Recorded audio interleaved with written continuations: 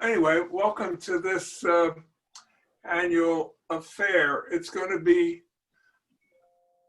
bad in some cases because we're not personally there. It's going to be great in other circumstances because we kind of have the luxury of time. At the normal reunion, everybody wants to get out of the Hall of Fame thing and go to the chocolate fountain out in the lobby. And that's always been a time pressure. We don't have a chocolate fountain unless you happen to have one in your place, but right now we're free of that obligation. With the inductees of this year, I think it brings to approximately 108 people who have had this award. And quite honestly, many more are probably deserving of it, and no one ever gets such an award without someone who cares enough to nominate them. So that's always an open invitation in the Alumni Association, and I want all those who are present to recognize that. Okay, let's hope this all works. This is all experimental. So Pat, are you unmuted? I am now. And people can see you, I guess. Well, there's Okay. that wonderful old picture of me on the screen. Well, I think it looks distinguished, but I'll have another one or two of you in a minute that might surprise you. I don't recall anyone having quite as many endorsements as you've had this year. So let me congratulate you and say, well, maybe this is an election year and people have gotten the bug. But you really have had a lot of people come forward to say you deserve this honor, and we're so happy to make that possible. So this all starts with the Energy Center, and maybe for the purposes of this award, it largely remains there. You had a lot of better roles at SRI, but this is about the heyday, I would say. One of the most memorable things in SRI's history. Let me go to the next, hang on a second. Oh, there's the one that I remember of you, but that's 1986, so that's not a picture, I would say. Thank you. Here's a certificate, and I've loaded up a little bit here. And let me start with the first sentence. During the 1970s and 80s, SRI was at the forefront of energy technology research and was a major contributor to the national and international dialogue about energy management. And much of the credit goes to Pat Henry, of course. So again, we're kind of centered on that. And in the early 1970s, some things were happening in the Middle East, and OPEC was exercising their muscle, and up comes an embargo. And so the world was kind of thrown into this energy crisis, either perceived or imagined, but nevertheless it was there, and actions were taken as a result of it. And so here comes SRI and its newly formed Energy Center. And perhaps with a little serendipity, I will say, we'll get back to that. The center gave the world a more rational, if not necessarily popular view of what was to come. In my opinion, I think that that was sort of in the SRI's tradition. Pat and his colleagues went fundamental. What possible competing energy sources existed that might influence the skyrocketing price of crude oil? They did their homework. So my first question for you, Pat, is what insight caused you to seek out these competing industries or kind of go to the ground level in order to bring some rationale, maybe even solid, objective, irrefutable data to into view? What was the seed of it? Don, it was kind of a lucky accident because I joined SRI in 1965 and worked for Russ Phillips. And this is a short story, but anyway, Russ, we got a client come in and ask, can you make oil out of coal? Well, we knew that it had been done in Germany during World War II. The Germans ran their Air Force on coal derived oil, and in South Africa because they had coal and they had no oil. So Russ and I ended up doing this study for Marathon Oil. I went to Germany and interviewed those old scientists. And it's interesting, I was the only one who'd ever talked to them. And they were old. They were in their 60s by the time I was there. That's And I was 35 or 34. And then Russ and I met in South Africa to talk to them. So at that point, Russ and I had been doing some literature work and talking to a lot of oil companies. We realized nobody really had ever looked at all of these things at one time. And they were in all kinds of different modes. There's all kinds of different data. So Russ and I said, well, maybe they'll chip in and give us some money and we can do this properly. So we wrote a multi-client proposal asking 20 companies to chip in 20K, which is a lot of money, $500,000. We knew it would take a lot of time. We ended up getting 60 companies. We were blown away by the size of the sponsors, which showed that they really needed the data. So that's how we got into it. And from then on, the rest is kind of history. Was Marathon Oil part of that? They were the instigators, and then they became part of it. And we had clients from France. We had the French company. We had the German companies. We had the British natural gas company. We had everybody. And indulge me for a minute because I'm going to tell you a little story. One of the things I've learned in reflecting on this is how wonderful the SRI support organization is. You know, not just forgetting about the wonderful technical talent, but the people who produce reports and the production people. So the first report we were to do, it was in 1968, I think. We sent out to these 60 companies, said we're going to have this meeting. We were going to get over 150 attendees. But we didn't have, SRI the engineering building was in construction. There was no international building. There was no fences. And so we went to Jean Burnett and then the company, and they said, well, what are we going to do? We have all these people coming. And she said, well, they'll be coming from around the world. So let's do it in San Francisco because we didn't have the space. And I said, look, I don't have time to fool with that stuff. And she said, well, I will. So they booked the Jack Tar Hotel, which was relatively new. And we had them all there. And the SRI team brought all their equipment up so we could do the 2-day dog and pony show. It was very successful. And the interesting thing is, I was living in San Francisco in an 1890s restored Victorian. So Jean came over and she said, well, this is where we'll have the evening reception in your house. And I said, for 150 people? And she said, yeah, and what we'll do is we'll get some buses and they'll run them from the Jack Tar Hotel to your house in the evening and we'll have the prom. And so it was a very successful meeting. Fortunately, the next time we had one, the international building was built and we could bring it back home. Well, you've indicated that SRI had the breadth of talent, which is always been one of its powerful things if you could assimilate it. But the fact that SRI could respond so broadly to your needs, but you also went out and hired some good people to fill those niches. And it's kind of remarkable to me that the breadth that you were able to go to, the breadth of technologies that you could ferret out and give fundamental data on. It was kind of amazing to me at the time. Did all these people come because of the perceived energy crisis, or was it their curiosity that this assemblage occurred before the embargo? It was kind of a random walk through. We didn't know what we needed, but when we said, can you make oil out of coal? And we said, yeah, you can, but who cares? So we then said, well, we have to know what all this is competing with. So, and we now had a budget of $1 million almost, and we're looking at technologies, solar, all this sort of thing, that we had no precedent. So we couldn't advertise for someone with great experience in solar and wind energy. So I just started looking for really talented people. And it was wonderful to have the budget to be able to do that. And God willing, we found them. Well, yeah, it was just. I gotta say you had a pretty good eye, and it changed the. Well, and actually, it was a lot of a lot of people.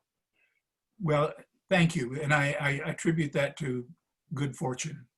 Let me read a couple of things towards the end of the citation. Some of the Energy Center's findings were at times controversial and had important implications for public policy and company strategic directions. Pat did not shy away from presenting results of good, objective analysis work, even when they may have contradicted conventional wisdom.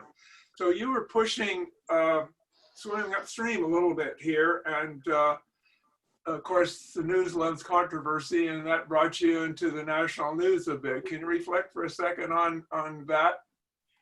Yeah, it was daunting because I really had not planned to become an international spokesman, and it was actually frightening. And it occurred. Well, another thing is because it was so widely known, with an advanced degree in chemical engineering, the last thing you want to do is make the National Enquirer. And I did make the National Enquirer, which was wasn't happy. And then some of our clients, some of our board members, remember the chairman of Union Oil, after I made my presentation, said to the staff, who said, "Well, that was very interesting, Dr. Herney. Now you all can put this in your circular file." And I said to Fred Hartley, I said, "Well, before you do that, you better remember that some of your staff are working with us on this project." And then he apologized later. So it was dicey. And then when Charlie Anderson got a call from Samfield Turner, head of the CIA, saying they wanted to know why we were different, I flew back and talked to them. And so what I always stuck by is I'm dealing with facts that no one else has. And that's a tribute to the team I had, because we were generating information that no one else had, and I was very confident in it. Well, I gotta say, as a bottom line, that was so insightful that you bothered to go to the mat, essentially, with fundamental things that no one else has considered. And I suppose if ever I found something to love about SRI, it was its objectivity. If SRI couldn't do this, I don't think anybody else could, and you kind of proved the value of that. So anyway, let me go back to my first point, and the reason for that is you had this incredibly supportive team behind you, including the president, and you were just supported, and that's why I could do it. Well, I remember one time I didn't get Charlie Anderson's support because he knew somebody at the National Automobile Manufacturers Association or something, and I was called into his office for quite the contrary, even though it was accurate and truthful what I had said. Nevertheless, okay, let's draw this to an end. What I'd like to have you do, Pat, if you wouldn't mind, is just kind of summarize what this means to me. Maybe a reflection back on your time at SRI. It doesn't necessarily need to be about this honor, but you know, you've got a lot of people to thank for putting you there. And then we'll open it up for any other remarks that any of your colleagues would like to make. I guess I'll go back to what I said to begin with. On reflection, I realized the whole SRI package was just very supportive, from the production to the research. And I realized how lucky I was, because I have been dealing with companies all over the globe from top to bottom, and I didn't know any other company that had such universal support. There would be infighting and all kinds of stuff. There was a little of that at SRI, but nothing serious. So I was very lucky to be supported by an entire organization. Plus my group was terrific, I thought. So okay, anybody would like, Kathy, anybody else would like to chime in and say anything right now? Let's see, I'm looking at chat and I don't see anybody's name there.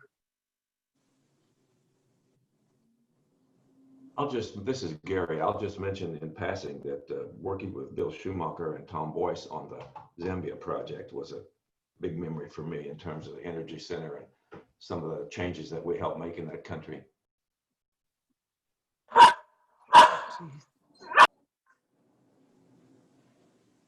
Kathy, you're muted.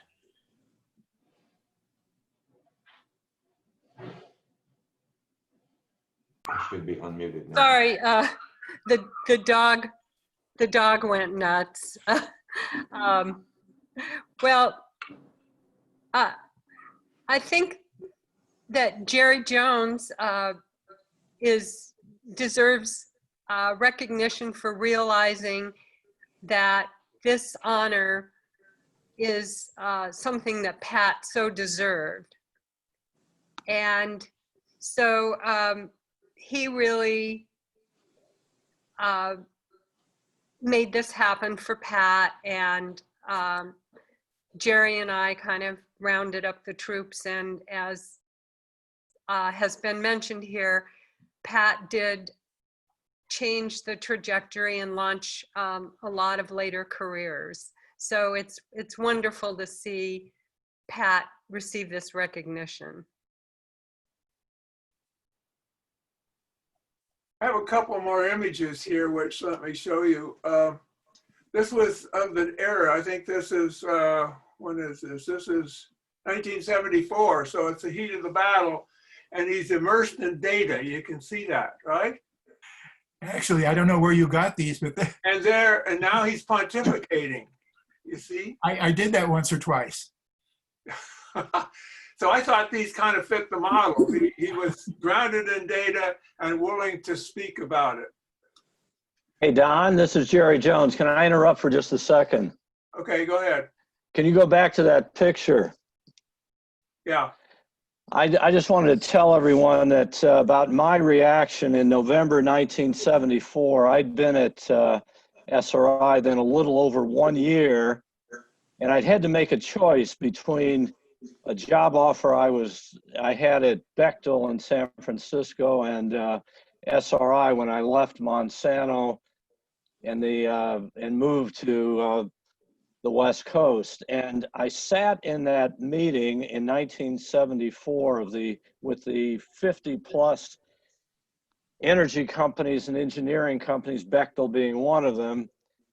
And I was just in awe at the performance that was put on by the project team. I was a member of it, a junior member. And I thought at the time, wow, I made the right decision to take the job with Russ Phillips so I could work then with Pat and his group. And it was really an eye-opener for me. I'd come from a big chemical company, but I'd been very focused as a technical person on, a specific site, a specific project. And this opened my eyes and many others who were on that team to the power of the multidisciplinary team. And as Pat said also, all the support we had from the different organizations around SRI to get the reports out, to handle logistics. It just opened my eyes to how powerful multidisciplinary teams can be. And Pat, you said there was luck. I often talk to Paul Jorgensen about that subject, and we discussed how there may be some luck, but you've got to be prepared to be successful and take advantage of opportunities. So while there may have been a little luck, Pat, there was a lot of preparation ahead of it that made this a success. And you were a lot of that preparation. So thank you for all that you did for all of us over the years. Thank you, Jerry. My goodness. Thank you. I think that's sort of SRI at its best. So I'll tell you, there's one more. This is a plot I put in the book about SRI, but it kind of shows the forecast in 1978. The dashed line was SRI's mid-range projection, and oil was at the incredibly low price of like $4 a barrel before it started, went up to 25, and everybody thought it was going to go to 100. And that's when the SRI team made that kind of projection, but even theirs wasn't low enough as to where it ultimately went. So, okay, we got to move on to the next one. Paul, are you there?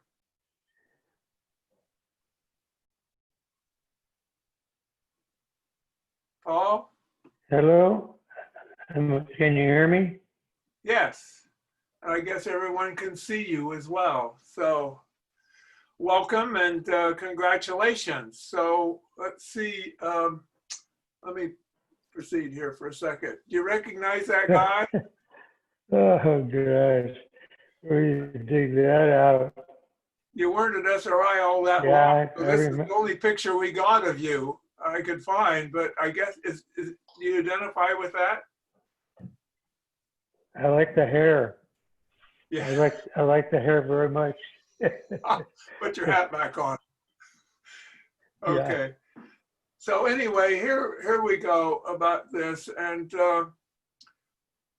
the certificate makes a fairly bold statement. I don't know whether I'll read it entirely, but essentially the position is that SRI was floundering, at least financially at the time, maybe without a good rudder. And you were brought to SRI to fix it. So first question for you, when you got there, what did you find missing and how did you guess, how much was it costing SRI in your opinion? Do you have any insight on that? Yeah. I started at SRI in 1966. I had spent about 10 years after I graduated from San Jose State in some of the early computers, 305 RAMAC and 1401, and doing a lot of really breakthrough work in applications of the new computers. And I was familiar with SRI very well in that my brother Dennis, he was at SRI from the very start, I think, or maybe shortly thereafter. And when I joined SRI, he was heading up the management systems division. And I got to meet a lot of his co-workers because they would have barbecues or whatever at his house in Los Altos. And so, I knew some of the people, and I had heard I knew a lot about what was going on there. Just as an aside, my brother Bob had also spent a couple of years at SRI. He worked with Charlie Rosen, and he went off and formed Finnigan Instruments, which became Finnigan Corporation, making the GCMS program, GCMS systems that the EPA and drug identification labs were using. And when before I accepted the job, Jim Horton and I and Bob Gilmore, we had some long talks about what was going on there, and the bottom line was there really was no, let's say, easy way for the project people to keep track of their expenses. They weren't looking at it because it was very difficult to, every time you want to charge something or whatever, you got to go see whether or not the auditors are going to pay for it. And so, in answer to your first question, there basically was no way that the project managers and the business managers could really track what was going on. And at the same time, everybody had a credit card, SRI credit card, and at lunchtime they would go shopping for computers and all kinds of, whatever they felt turned on by, they'd come back with it. And the people that were watching were really the government auditors. They they were going through the bills just tooth and nail, and the result was striking in that one of the first days that I was there, well, my first objective was to figure out where we are, and I went into Emery Batour's office and asked him to see how many receivables we have, and he took me into Al Bartolini's office and pointed in the corner, and there was a stack of invoices roughly 6 feet high. And I asked him, well, you know, how much is all that total? And he said, we don't know. We never added it up. So I grabbed about a 12-inch stack off the top and gave it to the gal. And like an hour later, she came back and she told me that, well, multiplying her number by 6, it was like about $30 million in delinquent accounts receivable, accounts payable. And I think that gives you an idea of the magnitude of the problem. And that, you know, I outlined it's outlined in the certificate there that, you know, we collected all the credit cards, we shut down the travel office and went outside with it to get rid of all the favors that were being handed out, and I just really followed the money trail to, you know, big warehouses over in Palo Alto full of junk from old projects, to smaller places that had classic cars stored in them, and on and on and on. And you know, so then I spent 2 years putting the PSR together, the project status report, and working with the business managers in trying to, you know, get control of the projects. I interrupt you for a second, Paul. Yeah, the PSR, I spent a long time at SRI, and PSRs were part of the lingo. And, you know, right now, of course, everything is online and projects are illuminated as you would, I think, want them to be. But I went back and I tried hardest to find a PSR, and I finally found one in my garage. I went to SRI and you couldn't, these just aren't available anymore, but this is the one that I remember mulling over, this document endlessly, and they either came too soon or not soon enough. You know, when you're trying to manage a project, they became essential. And of course, they got to the point where, you know, in all fairness, the engineers out in the trenches tend to look over at building A with a little bit of skepticism, and sometimes there seemed to be an impediment to what you're trying to do. But this particular document made it undebatable. And like all good things, you can't argue with good solid data, and so that's what these turned out to be. So I don't know, I wanted to thank you for those, but on the other hand, I probably got into the president's office more often because of this document than most any other thing. And but it was a rigor we needed. So do you recognize this, or did it exist by the time you left? Yeah, that's it. Yeah, it basically brought together the current expenses. You know, the staff members, the capital equipment that was going to be required, you know, production, report production, and, you know, and most important, I think, was adding the commitments that basically the money was spent as soon as the commitment was made.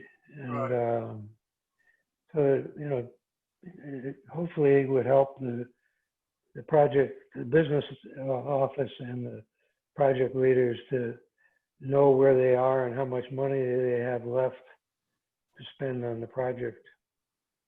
Just out of curiosity, this particular one I dug up happens to be the expenses for setting up a company called Nuance that SRI put out into the public. One of the earlier ones we did where we profited of intellectual property, but it's about $180,000 we'd spent so far getting that thing launched. But we at least knew where it was. We knew it, you know, kind of return we'd have to get if we licensed that technology. So when you decided to leave SRI, was the ship sort of uprighted and able to go on? Yeah, actually long before that. It took about 2 years to get things stabilized and you know, get into a positive cash flow. And then I spent the last 2 years out on projects, primarily spent most of my time at the GMOD in Bonn, the German military defense, working on a command and control system. So you had to look at one of these from the other point of view. Yeah. Okay. Let's see, maybe any kind of summary. You've talked a little bit about your coming there, and you didn't stay there too many years, but in retrospect, what do you feel about your time at SRI? And I know you're proud of what you accomplished there, but just a little comment on it as an institution and what it meant to your life. Well, there's no question that I came in there as I was a technology guy, which helped me, I think, relate to the staff and you know, the business that was being conducted there. And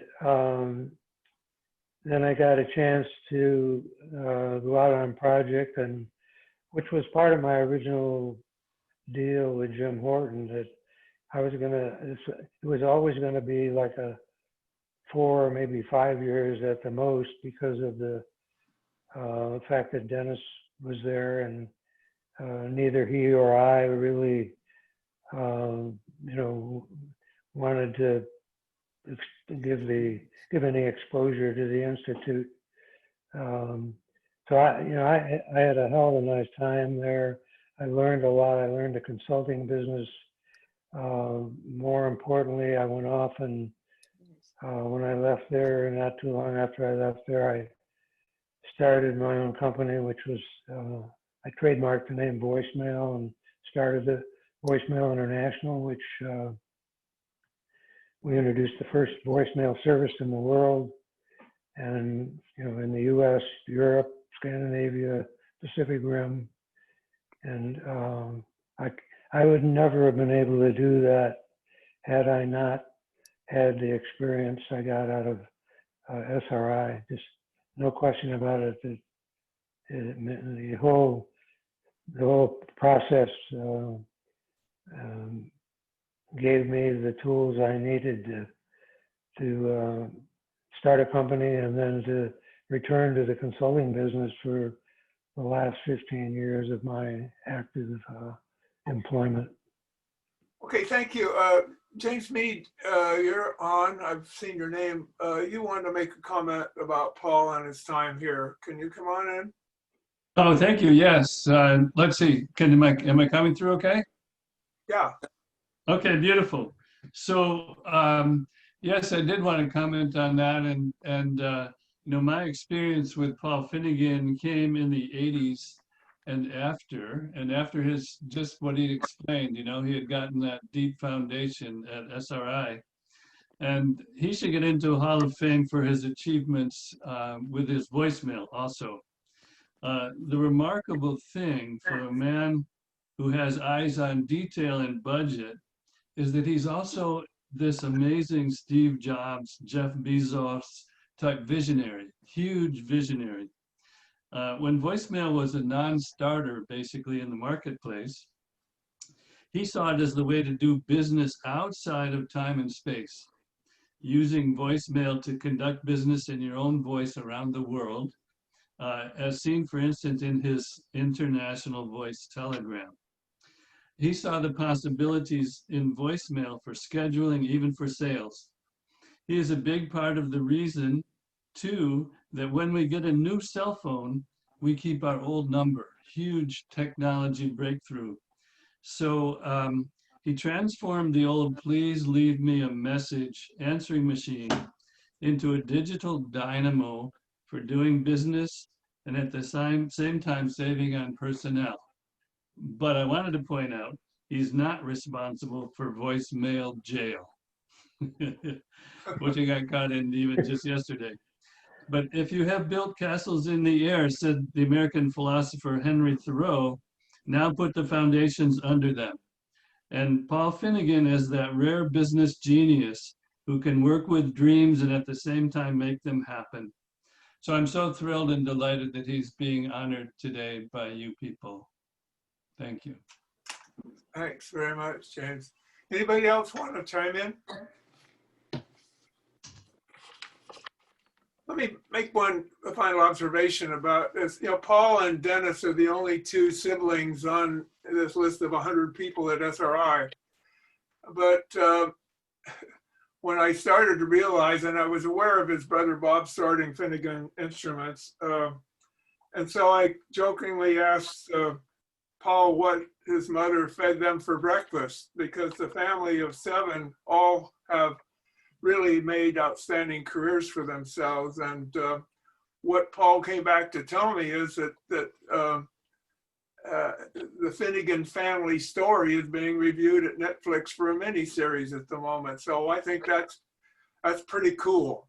And I don't know what your father fed you for breakfast, but anyway, it was an extraordinary family and with a lot to be proud of, Paul. So congratulations, and I don't know, I'll give you the last few words and then we'll move on. Don, I have a comment to add. Brian Riley here. Oh, okay, go ahead. Hi, everybody. Hello, Paul. He goes by the professionally, he's known by his initials PFF, all in caps. My moniker for him is Puff, P-U-F-F. Puff the Magic Dragon is how I think of Paul. This kind of comes to mind in the discussions here today. Paul's whatever his background, technically his function, his main focus at SRI was finances, money flow. I became acquainted with Paul in the early 90s, more in the technical context of things. And now in my independent business operations, I still continue to get advice from my senior advisor in all matters of business, which is Paul Finnigan. I want to mention something about the importance of finance. Also a nod to you, Patrick. I'm an MIT guy, and so I hats off to the engineers. We are the engineers. We can demolish 40 beers. But in my career, I had inadequate appreciation for the financiers, the project managers, and the administrators. And this is where I nod to Patrick. Somebody's got to talk to the politicians, because if I'm doing a contraption, whether it's material or service, whether it's a contraption I can hang on the wall or store on a hard drive, it's not going to go anywhere without the help of administrators. Finally, one other thing one other way in which Paul has been a godsend and a blessing to me is speaking of those other parties, those other roles that people in our lives play, and I don't like to use it as a verb, but in terms of networking, um, I've already seen Jim, who's known to me through who but Puff, and David Peake is here, known to me through who but Puff, and many others who aren't present here. So hats off, even though I haven't got one. I need yours, Paul. See, I'm getting to your point. I'll get there. I'll try to keep up with you, even though I got enough here to spare.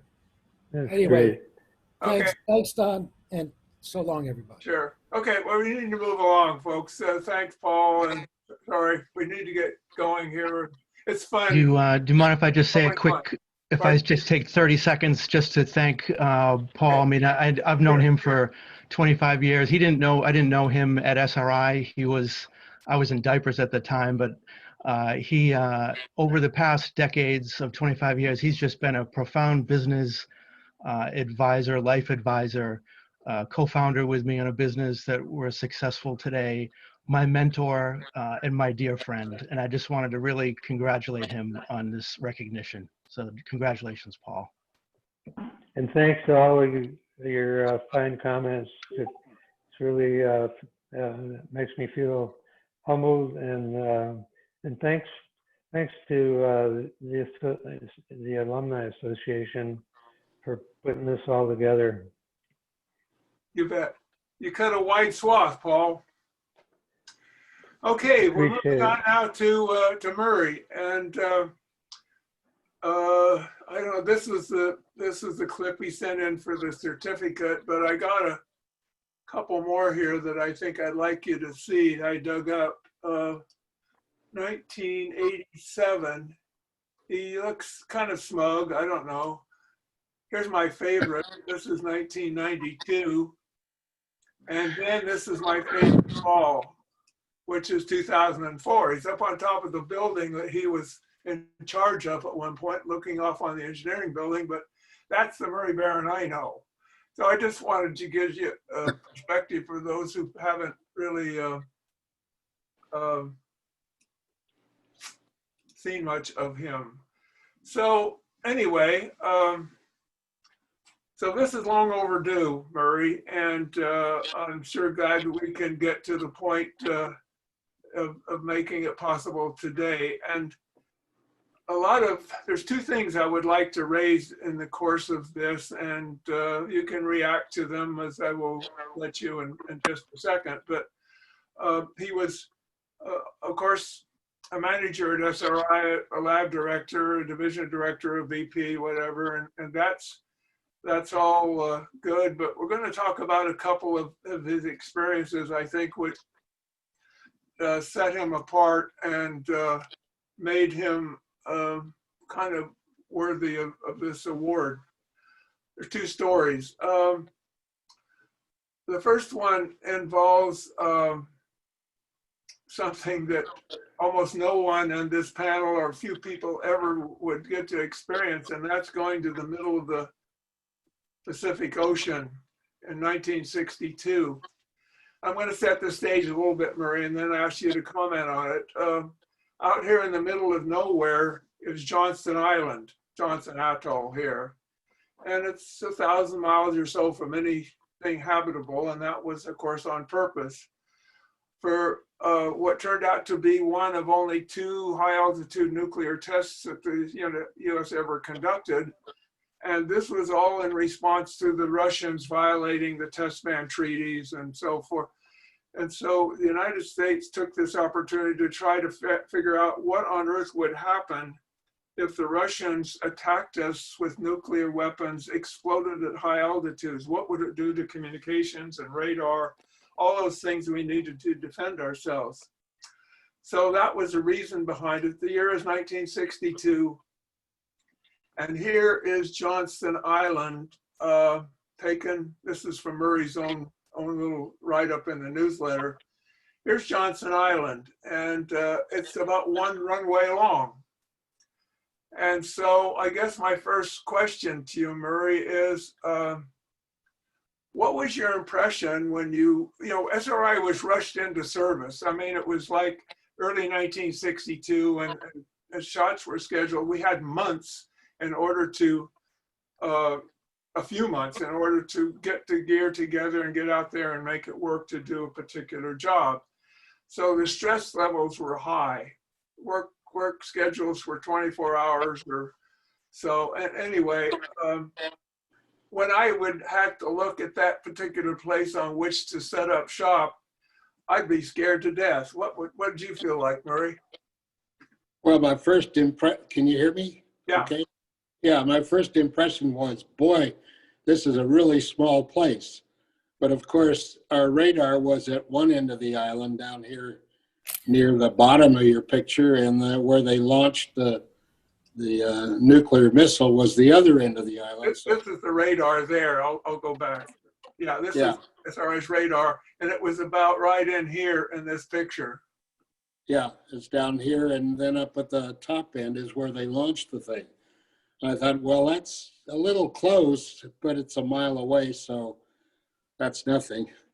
And then the one they tried to launch and it burned up on the pad at the other end of the island. I said, that's really, really close.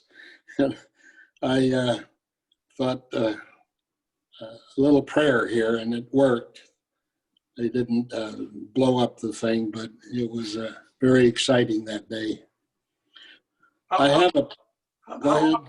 Excuse me, how often would supplies come in to you, Murray? What do you need to keep things going? Oh, they were almost daily. They had I think it was a DC-3 that came in almost every day. Let me tell you this, Murray said one blew up on the pad. Let me tell you, this wasn't exactly America's nuclear missile heyday. The first shot was destroyed in air. The first explosion took place on the second try. It was called Starfish, and that was Starfish Prime. But the one that was really funny was Bluegill. That's the one that blew up the pad at one point. But it was Bluegill's triple prime that finally worked, which indicates 2 missile failures. So things were falling all over the place, including on the Murray site. You remember that, Murray, about what shot was it that rained debris down on you? Oh, gosh, I can't remember, but they destructed one of the missile launches kind of right over us, and pieces of the missile fell back and punched a few little holes in the dish. I don't know if you can see it, I have a picture of Starfish Prime up on my computer screen. If I turn it around, can you see that? Oh, maybe it goes this way. Or does that work? I can't. I'm trying to find it, Murray. Oh, I'm sorry. It's a really spectacular picture of Starfish Prime from Hawaii, from Maui. And it just glows like crazy for several minutes, several tens of minutes. So anyway, I need to mention that virtually everybody on the island got on ships and went offshore to be safe. And Murray, of course, was stuck in his trailer there below the dish. And that was a little heady. There was one other thing that I need to mention about Murray and his fortitude. At one point, there was a successful launch. I don't remember which one it was. And the base commander wanted to report back to the president or whatever that things had gone well. And so he came to, and the thought was that Murray's radar in operation was interfering with their ability to make that report. What happened, Murray? Well, that was a very interesting thing, because first the sergeant came by my van and said, you need to turn it off so the general can talk to the president. And I said, well, I'm not supposed to turn it off while I'm still seeing effects, and the effects are all over the sky, and so I'm not going to turn it off. And this sergeant goes away, and about 5-10 minutes later comes a lieutenant. And the lieutenant requests that I turn it off. And I gave the same story to him. No, I'm still seeing lots of effects. I can't turn it off. Besides, I don't think my radar is interfering with communications. So he goes away, and a little while later comes a major, and by the time this whole thing played out, it was kind of a half hour to an hour later, and the effects had almost gone away. And finally, I could shut it off. Well, anyway, I was out in the Pacific at the same time in the same area, so I have some sense of identification, but we didn't have to battle the locals like Murray did. The second thing I'd like to raise, Murray at one point had, in fact, his thesis at Stanford was on a technology called incoherent scatter technology, electron scatter technology, which means that you can look up in the ionosphere, which is where Murray spent a good bit of his life, and do analyses that were unavailable any other way. And so Murray essentially led SRI into this new world of probing the ionosphere. And his reputation got him an invitation to go to Europe and operate or lead or direct a facility there called ISCAT. This was a pretty impressive thing. It had been started by a notable, but things weren't working too well. Can you tell us about what you encountered there, Murray, why you went, and what was your big challenge as you got there? Well, let me say that ISCAT facility was in 3 different countries, Norway, Sweden, and Finland. So you had some interplay with the governments of the 3 countries. But the biggest problem was there were 2 frequencies, 2 big radars, one at UHF and one at VHF. And the VHF transmitter, which we procured from Iden Energy Systems here in Palo Alto, was not running at all. And so the biggest challenge I had was trying to get the VHF running. And the UHF was just to get it running reliably. So that was the problem, and eventually we made it. And it took how long? Oh, a year and a half on the VHF. Yeah. The UHF just gradually, got better and better as time went on. But the VHF, I came back here to Iden Energy Systems several times to discuss. That's a nice word. Discuss with them why we were having trouble. Well, So, Murray came back. Go ahead. Anything else? Well, I don't know how much time I got, but I do want to thank a lot of my cohorts who helped me do whatever it was I did. Can I read a list? You bet you can. In fact, why don't you use this to sum up a little bit about your whole experience here and whoever you want to address. Go ahead. Well, first I want to thank a bunch of people. There was I don't know how many of you remember him, Ray Liederbrand, who first got me into the incoherent scatter world at SRI. And then there was John McHenry, who got me promoted and made me be a manager. And John Kelly, who had lots to do with the radars. Chuck Reno, who was the scientist who did an awful lot. Mary McCready, first woman anybody ever sent to a remote field site to work there, and she was there for 3-4 years. Chuck Code and his family went up there cheerfully. Odile de la Beaujardin, she was one of them that went up there, not to stay, but to do experiments. So that's a lot of the people who helped me out and sort of did the work. I just sort of said go. I might add that SRI operates, I guess still today, some radars up in Canada, the rural zone or whatever. A lot of it is derivative of these initial entries. SRI for a while managed the Arecibo, the world's biggest radio telescope, I guess, in Puerto Rico because of some of the groundwork that was laid here. So SRI has had a long tenure in the ionosphere, which I guess is now kind of evaporating as SRI is changing its business orientation, sadly. But Anyway, is there anyone else on board who would like to mention anything to Marie or about him? Thank you. Well, I'm your biggest fan, Marie, so Well, thank you, Don. Appreciate it. I can't express enough how much you've meant to the radio physics lab and to SRI in general. So all the best.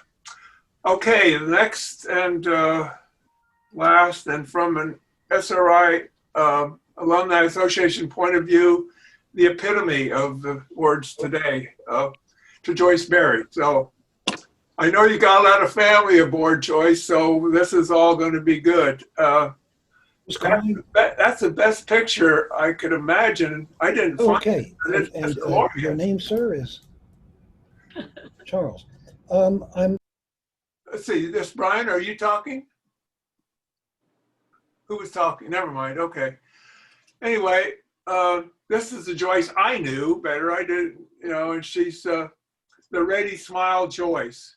Well, I haven't changed at all. Okay, let me read something here, the first paragraph. During the 24-year existence of the SRI Alumni Association, one person has been dedicated to success more than any other, Joyce Berry. The duration and span of her contributions are huge, both in the formal work she performed and the myriad informal roles she took on as needed. She invariably did them all well. It's impossible to overstate Joyce's role here. So anyway, here, I'm going to show you a picture or two that I dug up. Here's Joyce at her position at a reunion. Okay, well, that's Dawn, her husband, who was our photographer for a long time. And they're sitting together at the welcoming desk. But what I want you to see are all those badges, hundreds of them that she made every year, all her own doing. And I don't know whether you ever got reimbursed for it or whatever, but the contributions were just enormous to this association. And we couldn't let this go on any longer unrecognized. So there you are, one more picture, and then I want to ask you a question or two. This is you and Dawn at we went to the Disney Museum on a spring fling at one point, and I like this picture because it's good of both of you. So my first question to you is, what drew you to the association back in the very beginning, and did you ever think it would fly as it has? What I did was come in as a report typist, and I hated typing. That goes back to high school. Anyway, I seem to have just step by step grown, enjoyed it so much all the way through 30.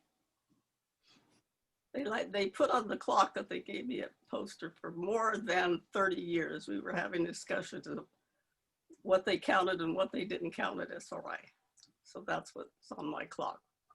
30 more years, 30 and more years. You're right. You came to SRI as a clerk typist, and before you left, you were in charge of so many different things in so many different roles, but you really were a supervisor of a lot of people. But I wanted to know particularly about the Alumni Association. When George Abramson founded it, everything, I guess you were there.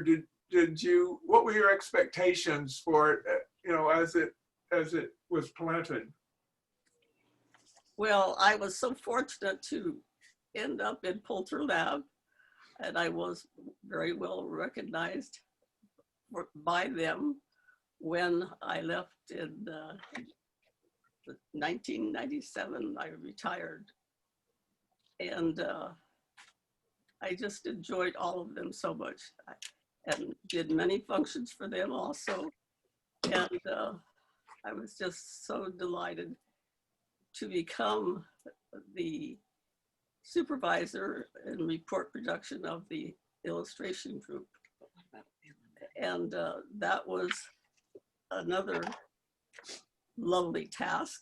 And then after 6 months there, we were decentralized into the divisions, all the illustrators. And I was chosen to lead the group that was assigned to the sciences. And that was amazing because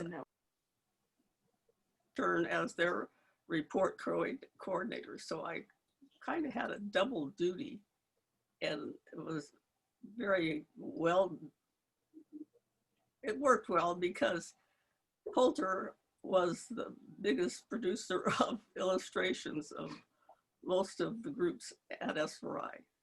So I retired the year after. I joined the Alumni Association, and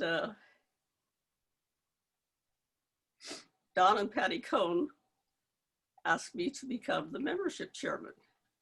And Don had written a database that never materialized after he moved to Arizona. And Boyd Fair taught me how to take the information that we needed off Don's computer. And with Boyd's help, the database was born. And what made the job so much easier. And it's still going on. And I also assisted Robert Swear with the newsletter. So there was another job task I took on that developed, and that was around 2012, and went on until. I don't know. Yes. What most people think. The newsletter, I think, is one of our crowning offerings or achievements in the association, and Joyce led that for what, 6 years or more. But it is still, I think, an outstanding product that we have, probably the best thing we offer. So I kind of get the impression, you haven't quite answered it this way, but your time at SRI must have endeared you to the place, because those of us who belong to the Alumni Association and work in it, I think, have that transition of respect and love for SRI that brings us into this role. Am I wrong? My guess is that you think pretty much of SRI and what it's offered you. Oh, it's offered me so much. Friendship and education, the things I've had to do, it brought me into name tags and for every event that happened with the alumni committee. And it was always the awards for the Hall of Fame. George Abrahamson originally asked me for the inaugural reunion, 1988, to do 40 awards. That's 40. Yeah. And they haven't been that many yet, but I had hoped to do my own, but my computer and my age didn't let me. So that's the binder full.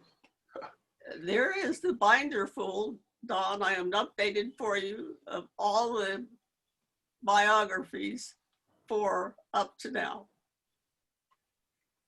You know, looking at that, that is a perfect example of something that's uninvited that she chose to do that makes all the difference in the world.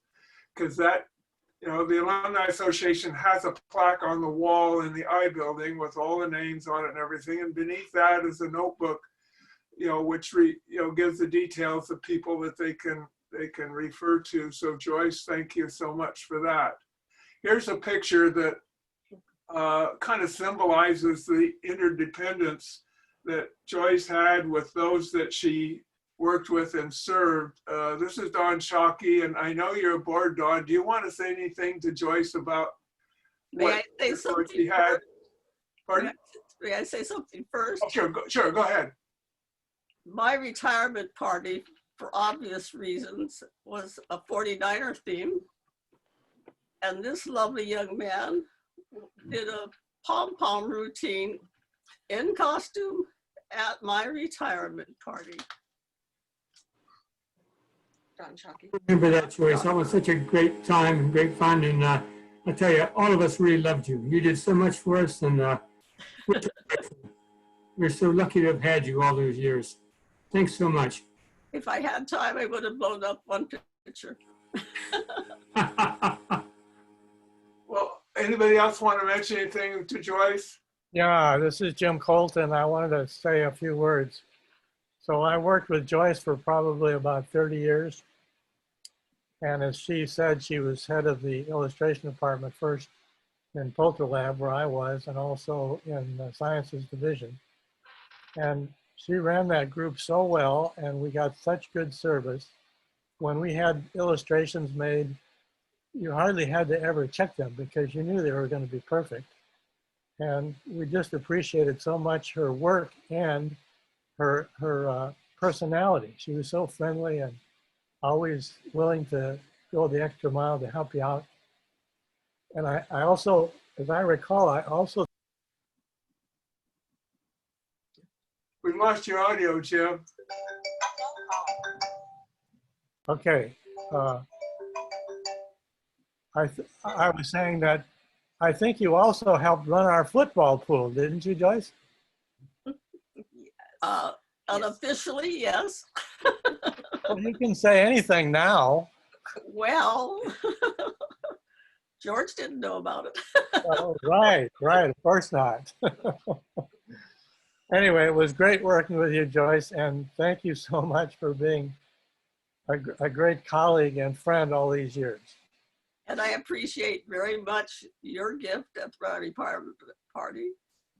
Your wife worked in the Steve Young Foundation.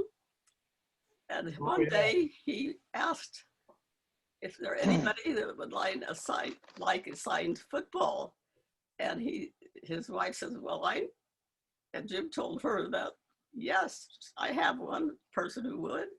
So I have a signed football to Joyce, a true 49er fan, Steve Young.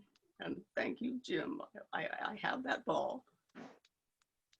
I actually packed it when I had to plan on possibly leaving, vacating because of the fires. So it's not on display in this room. It usually is. Well, you're welcome. Okay, anyone else?